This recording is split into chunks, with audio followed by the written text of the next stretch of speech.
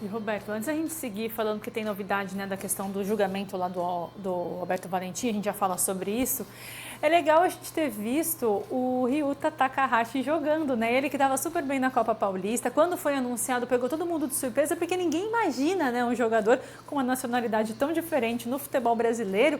E ele acabou se destacando na Copa Paulista e por isso ganhou uma oportunidade aí no derby, um jogo tão importante e quase foi o herói do derby no final das contas, né?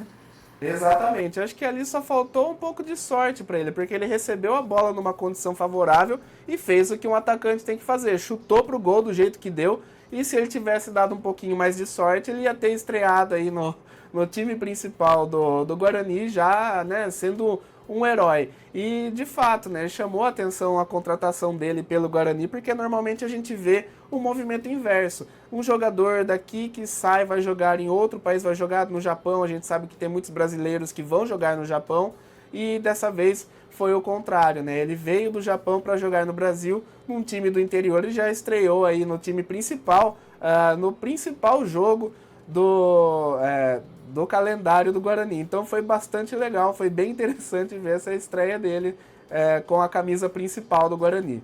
E um jogo importante para ele estrear, para o técnico Matheus Costa estrear também. Foi um jogo cheio de emoções, a gente viu até confusão dentro de campo entre os jogadores, ainda bem que ficou tudo bem, que foi só isso mesmo.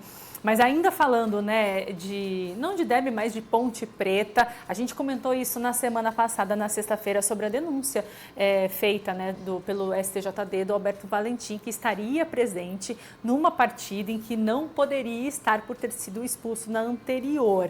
Então aconteceu hoje o julgamento desse caso lá no STJD e já temos resultado?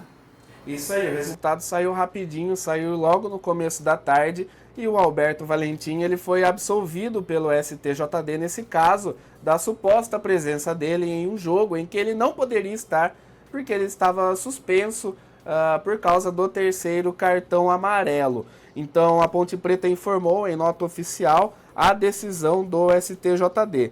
A macaca foi representada pelo advogado Ricardo Horta, do escritório Garcês e Associados. A defesa alegou que não houve nenhuma prova sobre a presença de Valentim no estádio Novelli Júnior durante o jogo entre Ituano e Ponte Preta, válido pela quinta rodada da Série C. Em nota, a Ponte Preta informou que, abre aspas, em resumo, o STJD acolheu a tese da defesa de que não houveram provas convincentes nos autos quanto à presença de Alberto Valentim no estádio durante a partida em que estava suspenso, destacando que ouvi dizer não constitui prova, fecha aspas. Nesse trecho que a defesa, em que a defesa argumentou, o advogado se refere ao que foi descrito na súmula da partida, em que tanto a árbitra do jogo, a Daiane Muniz, quanto o delegado da partida, o Marcelo Rezende, disseram que foram avisados por terceiros da presença de Alberto Valentim no estádio.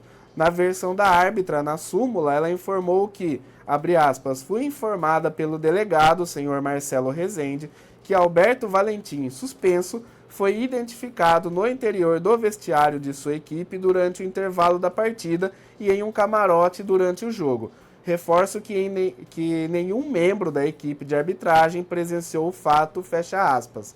Na versão do delegado, no relatório da partida, ele informou que teria sido informado por duas funcionárias do Ituano que o Alberto Valentim estava no camarote dedicado à Ponte Preta e que em determinado momento ele desceu até o vestiário da Ponte Preta.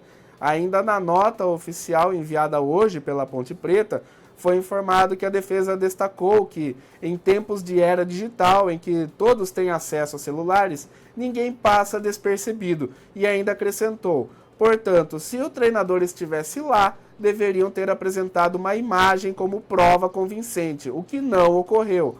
Na partida, isso é claro o que foi descrito pelo advogado que representou a Ponte Preta. Na partida contra o Ituano, o Alberto Valentim estava suspenso pelo terceiro cartão amarelo. A Ponte Preta venceu por 1-0 e a pena para o caso em que ele foi julgado pode variar aí de 90 a 180 dias de afastamento da atividade. Então, basicamente, houve a denúncia, o STJD acolheu essa denúncia julgou o caso, mas entendeu que não havia provas suficientes para condenar o Alberto Valentim ou a Ponte Preta com relação a isso, que poderia ser um gancho que ia deixar o técnico de fora do resto do campeonato, né? Já que agora o quadrangular está para começar, o time está se aproximando aí de uma classificação, então ele já ficaria fora dos últimos jogos da primeira fase e provavelmente, se ele pegasse a pena máxima, ele ficaria até o final do ano sem comandar a Ponte Preta, o que seria uma perda gigantesca para o time, já que ele é uma das peças principais da campanha do time, já é o treinador, enfim, está no centro das atenções.